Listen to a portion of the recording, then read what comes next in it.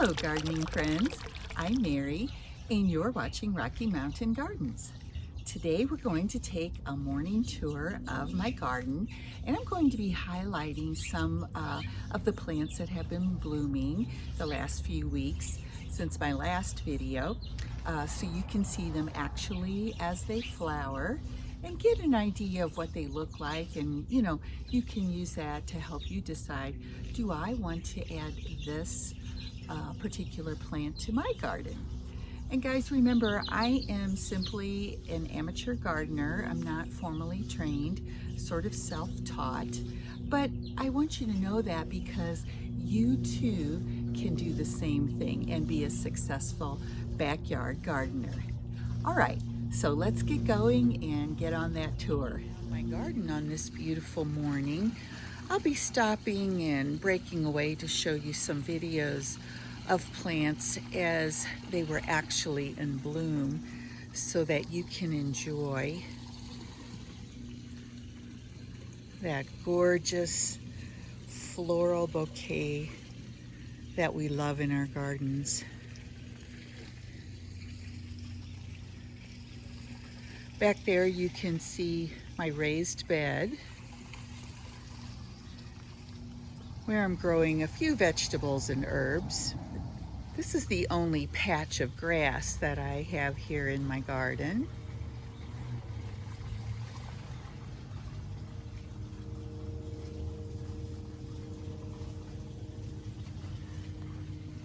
Here's another view of my patio down here where I can enjoy lovely dinners with friends and family.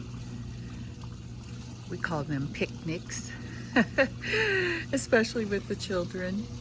And over there you can see some irises that have finished blooming, but let me put in here a quick look at what those irises were. Let me walk up so you can see this lovely black-eyed Susan vine. If you have not grown this before in a pot in your garden, give it a try. Oh my goodness, it's so pretty.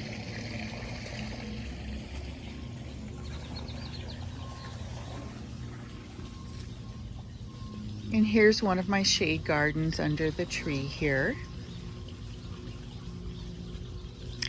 This tree is a snow crabapple.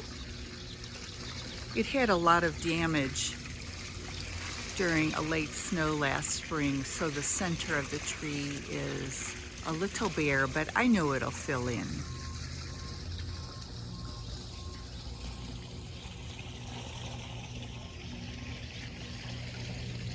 Here's some lovely perennial geraniums that are still blooming. A few good blooms, a few that have already passed their prime.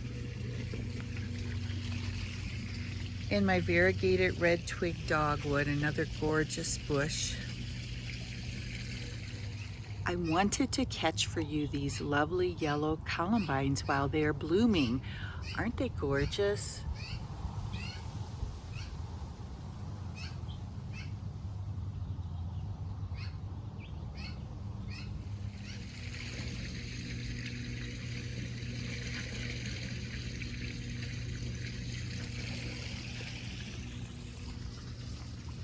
So let's walk on down to this area here.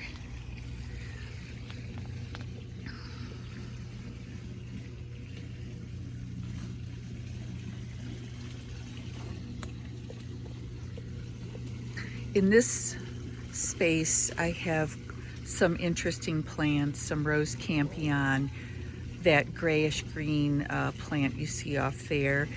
My baptisia is really coming on strong this year. I'm hoping for some blooms.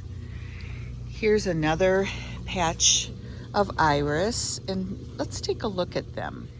Now, one thing I learned recently, for those of you who enjoy these fabulous flowers, is that the rhizomes of the irises actually are in need of sunlight, and you may know that rhizomes of irises should be planted very close to the surface so that you can even see them above the surface of your soil.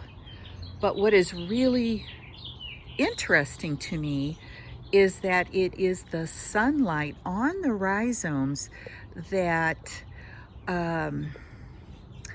gives the rhizome the energy to form flowers and bloom and have these gorgeous blooms like these.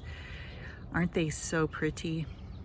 So keep that in mind when you're working with your irises. One other point is that they do like to be thinned out periodically, and they can benefit from some bone meal applied to the surface. Also, of course, some water.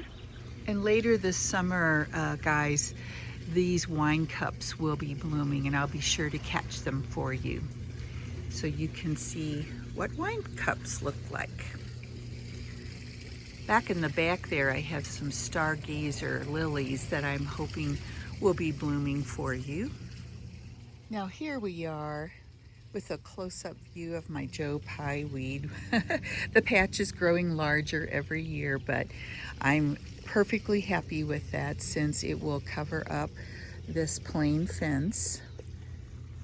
I have a little bit of an empty patch here, but right over here, but I'm hoping that this gaillardia will fill in a little bit more. You can see there's some plants that did not come back. Candy tuft is done blooming. Over here, this gorgeous yarrow will be blooming soon. I'll be sure to share that with you. And I do have a few blooms here on my peony. They're always so lovely. And I have a very pretty clematis climbing on this small trellis. I'm hoping that it will bloom this year.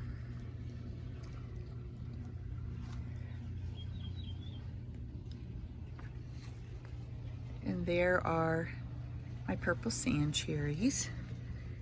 And I do have some lovely of these tangerine dream poppies here. And oh my goodness, guys, look at this.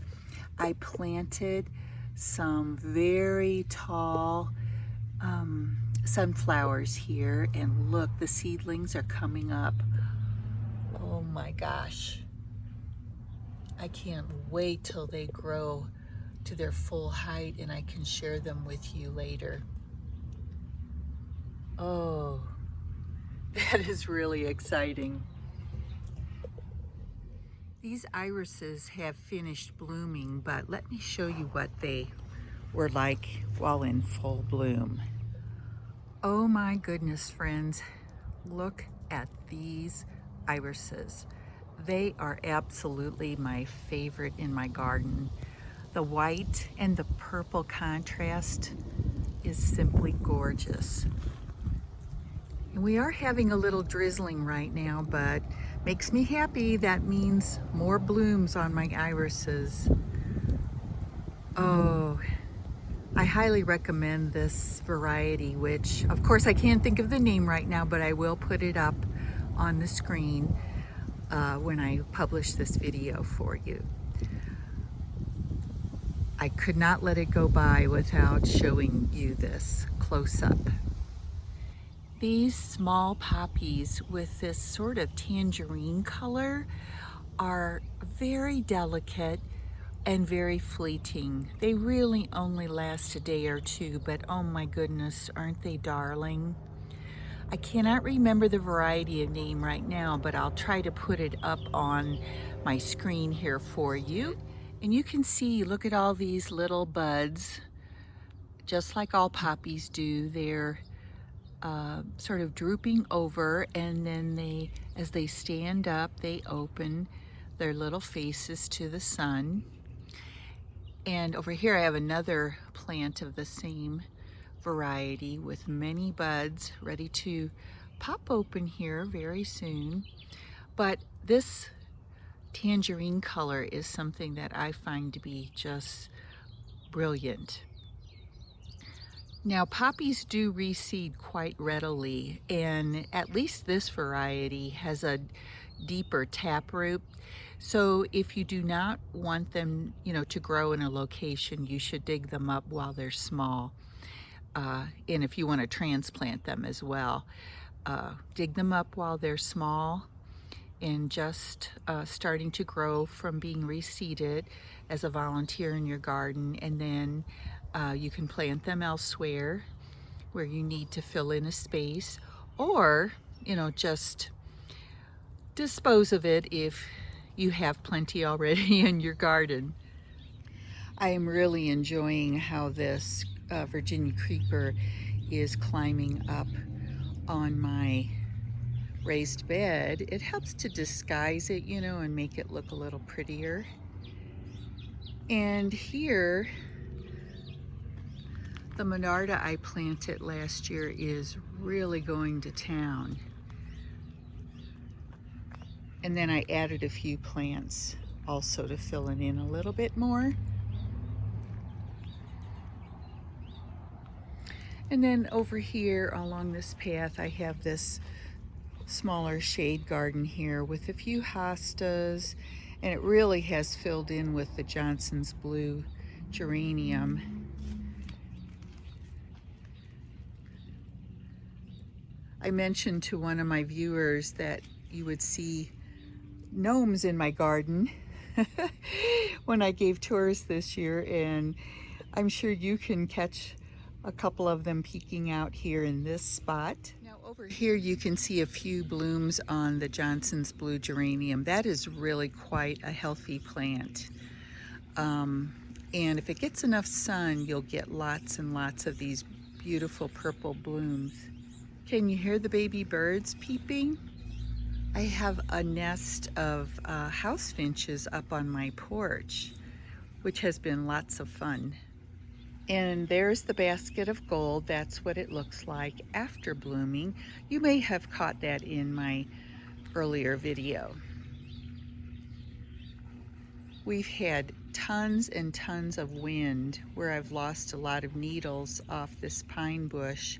As you can see there, I'm going to be raking them up, and I think trying to add some shade perennials under that spot.